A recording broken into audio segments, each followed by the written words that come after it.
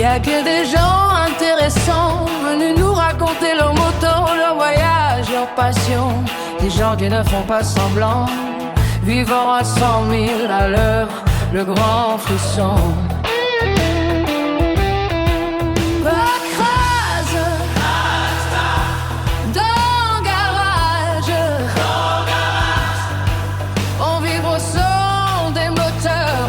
Tout ce qu'on a dans le cœur, parcourir les routes vers l'infini, c'est ce qui vivre de nos vies. Oh non,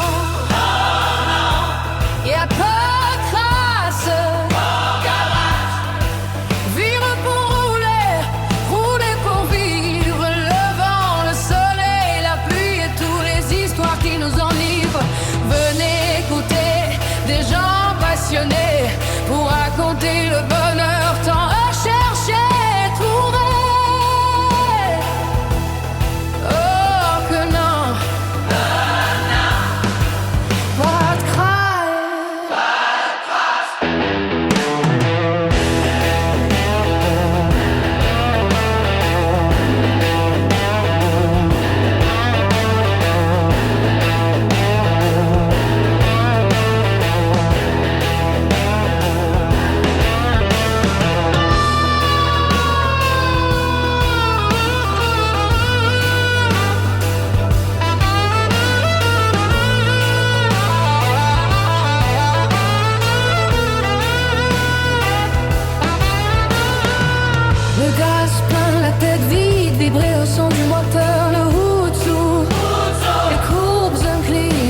Le soleil caresse le métal hurlant, chaud de boucan, bâti de tune, pas de crasse. Dans le garage, rouler fièrement, rouler à toute vitesse, les paysages qui défilent se transforment en souvenirs.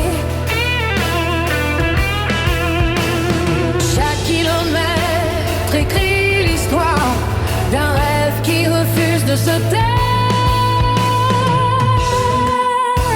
Sur deux roues en liberté, allons sur deux roues en liberté.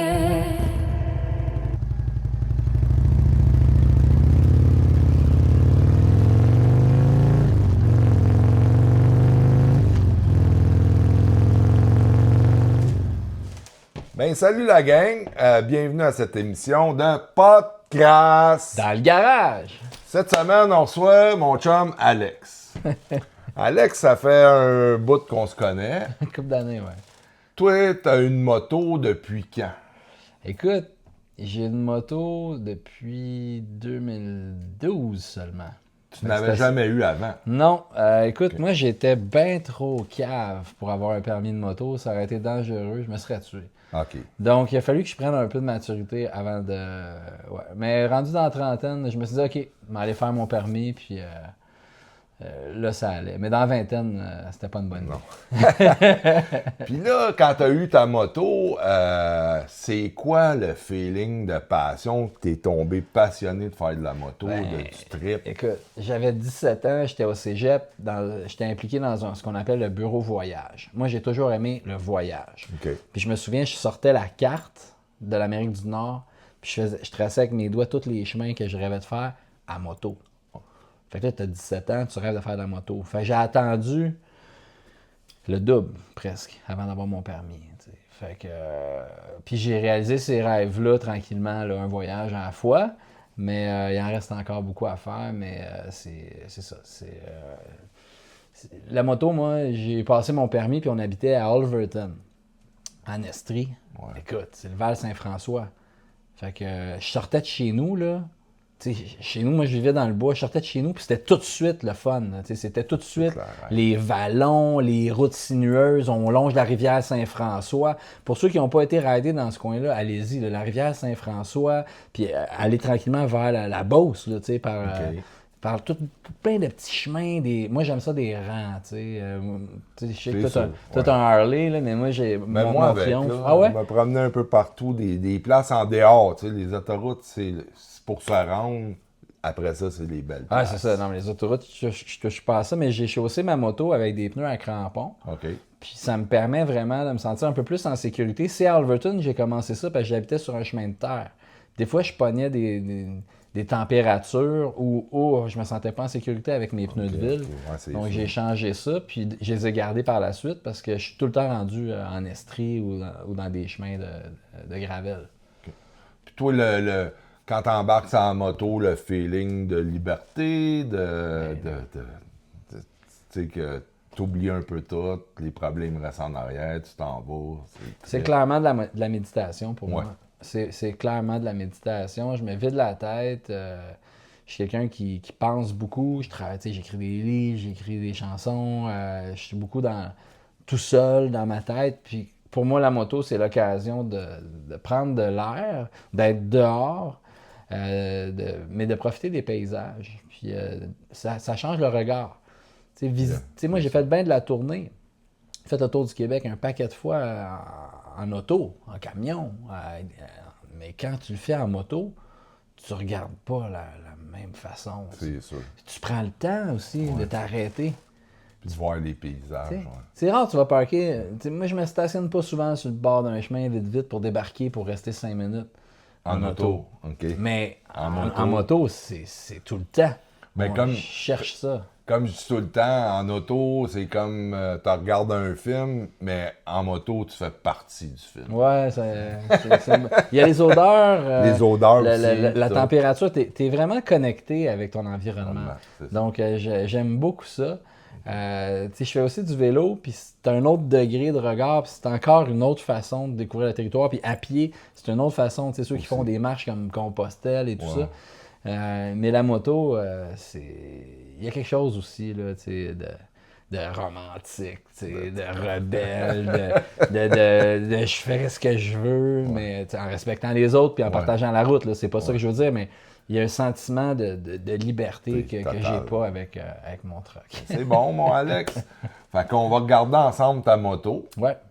On Qui est sale parce que j'arrive des Appalaches avec. C'est pas grave. Tu t'en sers. Ah oui, mais... On va revenir après parler de d'autres sujets. Avec plaisir, avec plaisir. Fait que Alex, ça, c'est ta moto. Oui, monsieur. Ça, c'est une... Ma précieuse. Ta précieuse. Ah C'est une quelle année? C'est une 2016. Triomphe 2016. Triomphe. T120, Bonneville. Okay. C'est la première année qu'ils faisaient des 1200. Et puis, tu vois, ils ont ressorti le modèle cette année exactement pareil. Les mêmes couleurs. Vraiment, c'est un modèle qui a fait sa marque. C'est comme déjà un classique, en fait. Même si c'est un jeune modèle 2016, c'est pas vieux. Puis toi, c'était ta première moto, tu l'as acheté neuve. Non, j'avais un Nighthawk. OK. Un Honda Nighthawk. Mais je trouvais ça dangereux parce que sur la route, je me faisais dépasser en sauvage ou coller dans le derrière. Okay. Puis j'étais pas capable de me tasser parce que mon moteur n'était pas assez puissant. J'avais une vieille Nighthawk 80. Là. Puis toi, les modifications, dans le fond, tu as rajouté des sacoches, tu pas grand modification. Non, les roues, tu as parlé tantôt. J'ai changé les pneus. J'ai ajouté un banc de passager pour ma blonde parce qu'on est toujours ensemble. Ensuite, les sacoches, une protection aussi pour... devant, on a fait installer une plaque de tôle là, parce que je roule beaucoup dans le gravel. Là. Okay. Donc, des petites affaires de même. Mais... Ah ben, c'est good. Merci, Alex. Ça fait plaisir. Alex, t'es en train de vivre toute une expérience. Hein? Là, tu t'en vas dans motosport.tv. Oui. OK. Ouais, j'ai pas vu venir cette aventure-là. Non? Non, vraiment pas. Écoute, mon premier album a été réalisé par David Étienne du Rivage. David, aujourd'hui, il réalise des émissions de moto. Okay. Il réalise des émissions de skidoo, puis il réalise des émissions aussi, une émission qui s'appelle Air. Donc, il m'a contacté pour faire un tour de moto du ciel, donc de l'ULM. Fait que je me suis promené, tu sais, comme une autre coche de liberté de plus, là, faire de la moto dans le ciel. C'est particulier, là. Okay. J'ai vraiment trippé, là. J'ai capoté, là. Fait que de l'ultra léger. Fait qu'ils m'ont fait raconter l'histoire de la vallée du Richelieu, vue des arbres. J'ai piloté, là, tu sais, j'ai adoré ça, j'en veux un, là. Fait que ensuite, il a aimé notre collaboration, puis il m'a dit viendrais-tu faire une chronique d'histoire, tu sais, à raconter des.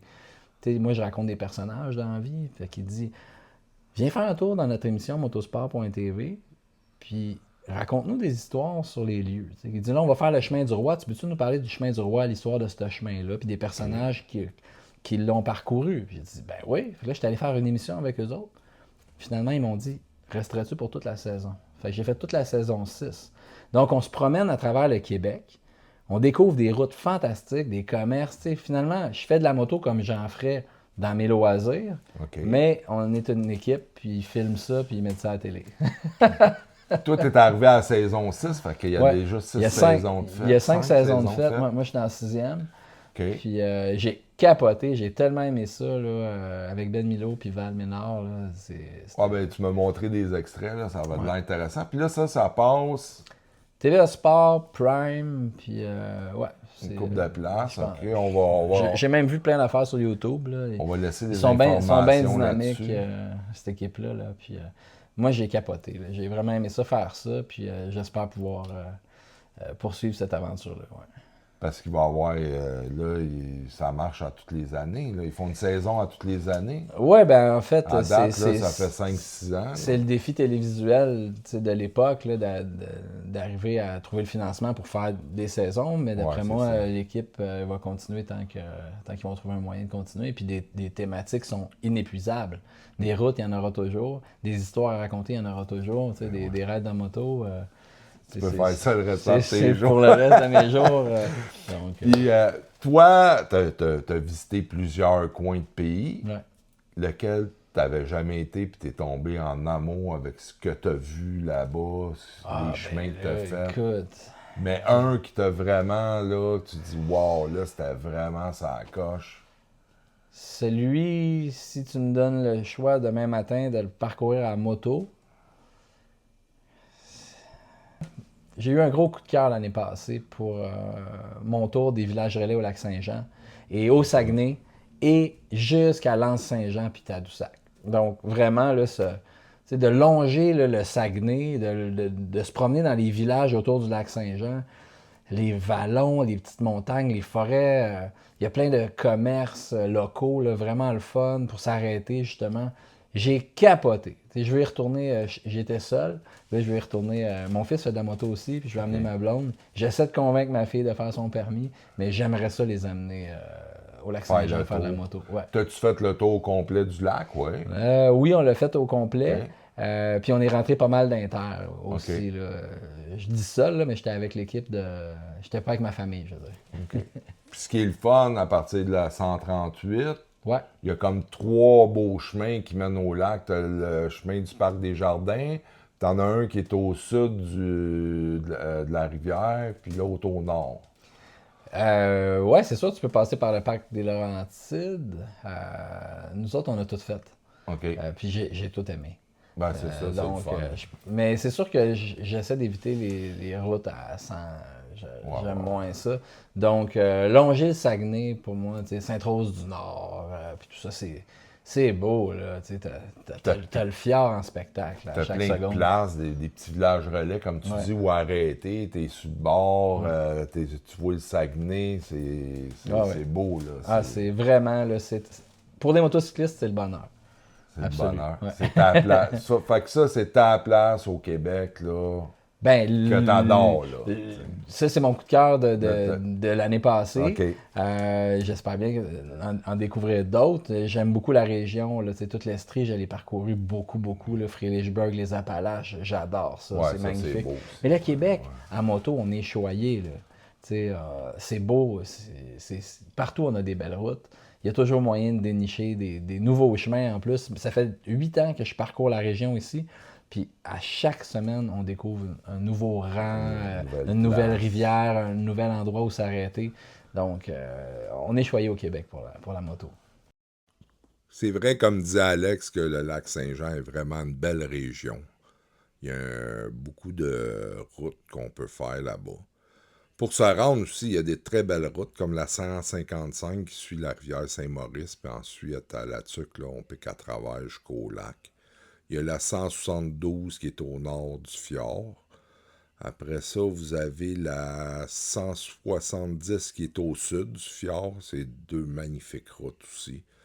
Puis ma découverte, ça a été le parc des Jardins, là, la 381. C'est vraiment de toute beauté. Pour finir, je vais vous laisser avec un extrait de l'émission qui est en ondes à TVA Sport puis Prime Vidéo, Motosport, qu'Alex participe. Vous pouvez aussi retrouver des extraits là, sur YouTube. Allez voir ça, c'est intéressant. Deschambault, là, c'est une des vieilles seigneuries du Québec. Tu sais, ça a été fondé, là, c'est le dernier poste de traite que peut-être a fondé Samuel de Champlain. Je dis peut-être parce que je sais pas s'il a fait d'autres choses après. Il est mort en 1635, puis en 1633, il y avait un poste de traite ici. Okay. Donc, c'est le premier poste de traite que Champlain a fondé en amont de Québec. Donc, c'est une place importante. Et en fait, ça fait partie des plus beaux villages du Québec, ici, Deschambault-Grondines, la région ici. Le tronçon du chemin du roi là, pour les motocyclistes, c'est une très bonne idée de passer ici. Là, c'est reconnu comme étant un chemin remarquable à parcourir.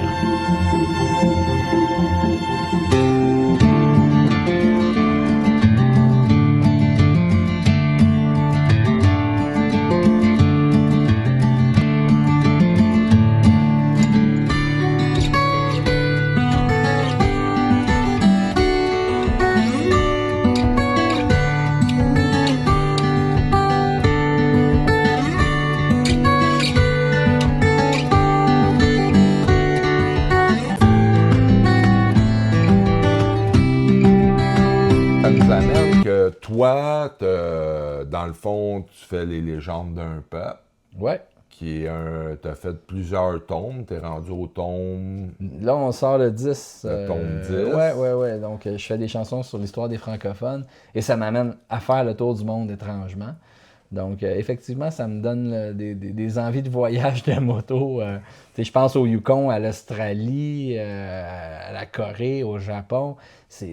T'as été dans ces coins-là, t'as-tu fait de la moto? Tu en profites-tu pour J'en faire ai un peu pas de moto? fait partout parce qu'il y a des endroits vraiment, tu sais, en Colombie, j'en ferais dans des villages, là. Okay. Mais à Bogota, c'est une autre conduite, là. Ouais, donc, ouais, j'étais pas mal impressionné. T'sais. Au Chili, j'hésiterais pas, tu sais, des belles grands, on voit loin des volcans, les rivières, mais il y a des villes où je toucherais pas à ma moto.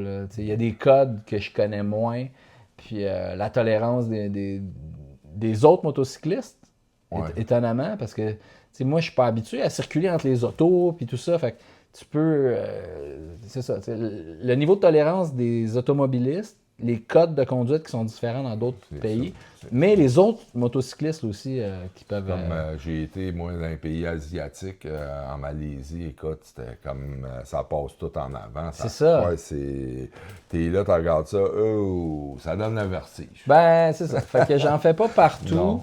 Ou encore accompagné par quelqu'un qui connaît la place, qui va te guider. Ouais, tu sais, qui peut me donner des bons conseils. Puis, mais t'en as fait à certains endroits. Ouais, j'en ai fait à certains endroits. Puis, tes coups de cœur?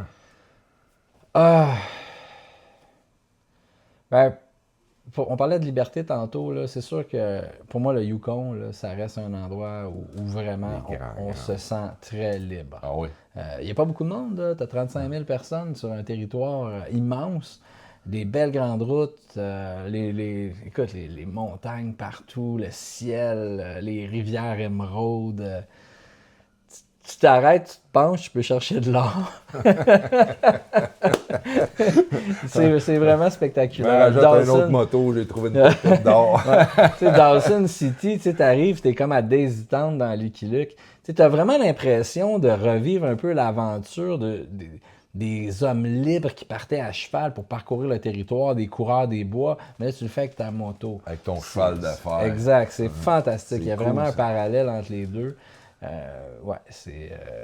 se passe des belles choses dans ma tête quand je roule dans des grands espaces. Mais c'est une belle chance parce que tes albums t'ont amené à faire des spectacles pour la francophonie. Ouais.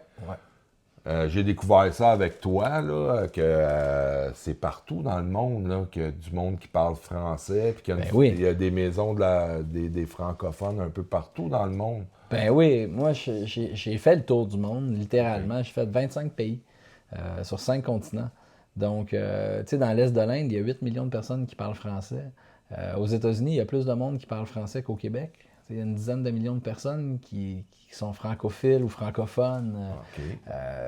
Tu as Haïti, le Mexique. Au Mexique, il y a beaucoup d'amateurs de francophonie. En Colombie, j'ai fait un spectacle là, il y avait 400 personnes dans la salle. Ils parlaient tous français. C'est étonnant. Mais des fois, le public est anglophone ou hispanophone ou encore coréen ou japonais, puis ils ne parlent pas le français, mais sont curieux de venir nous entendre. Moi, j'ai vu ton aventure en Corée, c'était quelque chose. Ben oui, puis j'ai pas chanté juste devant des francophones, mais de leur faire chanter des fois des bouts de mes chansons, ou même je leur ai fait chanter Jean du Pays ou Heureux d'un printemps. C'était vraiment le fun de leur faire chanter Jean du Pays, c'est à votre tour. C'était comme wow, c'était comme 200-300 Coréens qui chantent. Ils comprennent pas trop ce qu'ils disent, mais ils embarquent. Fait que c'est une belle expérience que tu as de pouvoir aller à travers le monde. Ouais. Puis en même temps, ben, tu as toujours le petit on check les motos, on check comment ça. Tout le temps. Puis là, tu te promènes dans ces pays-là, puis tu vois les paysages, tu te dis, en moto, ça serait ouais, cool. Ouais, exact. Je prends des notes. je prends clairement des notes. Parce que des fois, tu as des voyages que tu es booké, bon, tu pas le temps vraiment de rester puis de faire le tourisme. Ben, honnêtement, quand tu traverses la planète, c'est sûr que j'essaie tout le temps de me prendre 2-3 jours au début, 1 jour ou 2 à la fin pour en profiter, parce que sinon, ça fait pas de sens pour moi. Non. Ça serait juste du travail. Non, je tiens à pouvoir visiter, profiter des lieux. Parce qu'en quelque part, c'est me nourrir de tous ces pays-là. Parce que quand je reviens ici, si j'ai juste fait des spectacles, j'aurais rien à raconter. Donc, quand je vais voir des musées, quand je parcours des territoires, bien là, ensuite, je suis capable de partager ça avec les gens dans mes concerts, dans mes récits, dans mes chroniques ou dans mes livres ou dans mes chansons. Mais si je fais juste passer en coup de vent, à la manière de Metallica, qui passe de l'Italie à la Turquie, de la Turquie à la Chine, les gars, ils n'ont pas le temps. Ils savent même pas son où des fois. C'est ça. Moi, j'ai la chance de pouvoir profiter des territoires où je vais performer. C'est ça qui fait que c'est trippant de faire ça comme ça, là. Puis, je veux dire, dans le fond, Alex, toi, tu vas partout dans le monde, tu fais tes spectacles. Fait que ton album, c'est comme tes albums que tu sors, c'est tous des petits récits que tu racontes de la francophonie.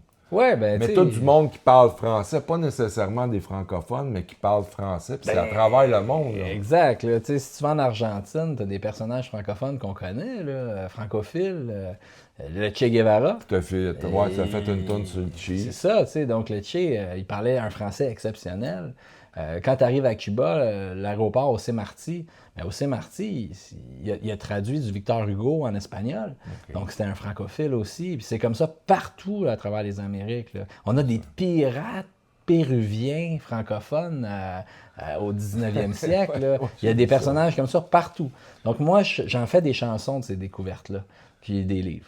Là, t'es rendu au tome 10. Oui, il sort là. Vous pouvez checker ça, puis vous pouvez aller voir sur YouTube. C'est un peu partout. Les légendes d'un peuple.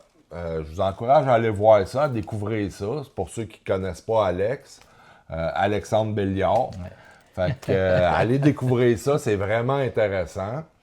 Puis, je te remercie, Alex, ça pour me la belle émission qu'on a passée ensemble. Ben merci, puis on va se faire d'autres beaux souvenirs. Je vous encourage aussi à aller voir l'émission de moto, où j'ai vu des extraits, là, c'est vraiment intéressant. Ils se promènent à travers le Québec, puis ils racontent l'histoire du Québec.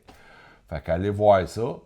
Fait que merci, mon Alex. Merci, Paul. Puis je vous dis à la prochaine émission de Y'a pas de crasse. Dans le garage! Yes! Pour terminer, je vous laisse avec un petit vidéo de Alex en moto. Et vous allez avoir le droit à un extrait de Légende d'un peuple, une chanson sur Pierre Falardeau. Fait que merci beaucoup, puis bon visionnement, les amis.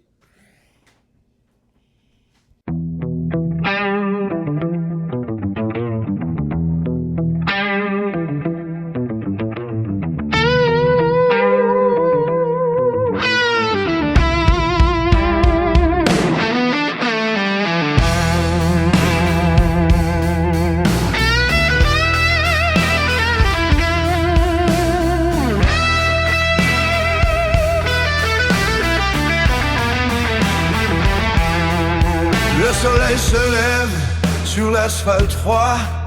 Je prends mon casque, je pars faire du bruit. Le cœur qui cogne au rythme du moteur. Puis la route qui m'appelle encore aujourd'hui. Pas de plan précis, juste l'horizon. Un plein d'essence, puis des frissons. Chaque kilomètre efface mes chaînes. Je laisse derrière moi tous mes problèmes. Oh, oh, oh, oh. Rouler pour vivre, vivre pour rouler. L'avant d'en face, puis la main liberté. Entre ciel ouvert, puis ligne tracée. C'est là que je me sens exister. Rouler encore, jamais m'arrêter. Même si la pluie vient me rattraper. Sur ma moto, j'ai trouvé la route vers la liberté.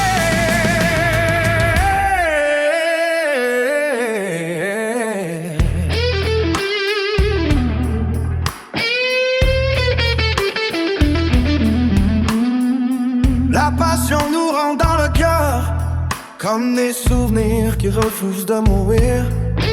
Chaque voyage a son histoire. Chaque repas fait grandir. Des chums croisés dans le chemin, du respect et des poignées de main.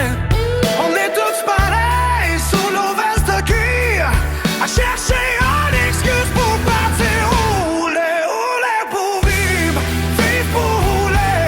Le vent d'en face, puis l'âme en liberté. Entre ciel ouvert, puis ligne tracée. C'est là que je me sens exister.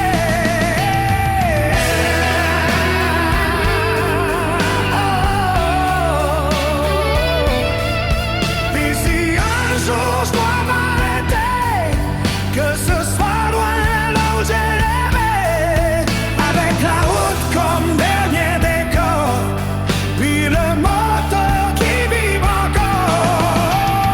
Pas de crasse dans le garage, juste des rêves alignés, des histoires de route qu'on ne peut pas oublier. Puis tant qu'il y aura du gaz dans mes veines, je vais continuer de rouler sans chaîne. Pas de crasse dans le garage, juste des rêves alignés,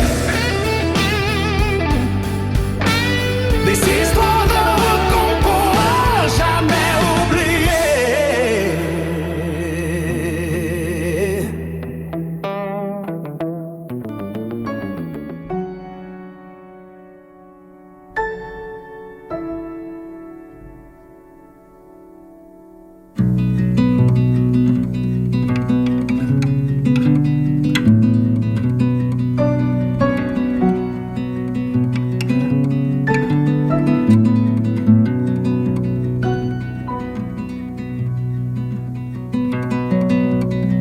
Oui, les bœufs sont lents, mais la terre est patiente.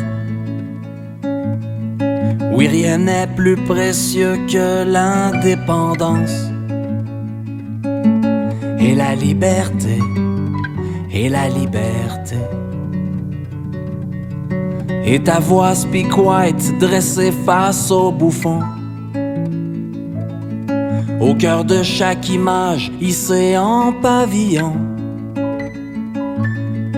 De la liberté, de la liberté. Neruda et Miron pour tenir et résister. Continuer le combat et à force exister. De tes rêves usés d'octobre à février.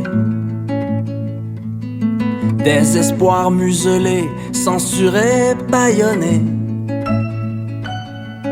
Et la liberté, et la liberté. Marcher la terre entière pour mieux la raconter.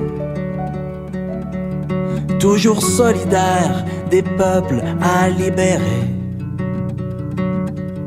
La forêt pour refuge à bûcher du silence. Des poèmes, des peintures pour apaiser l'urgence.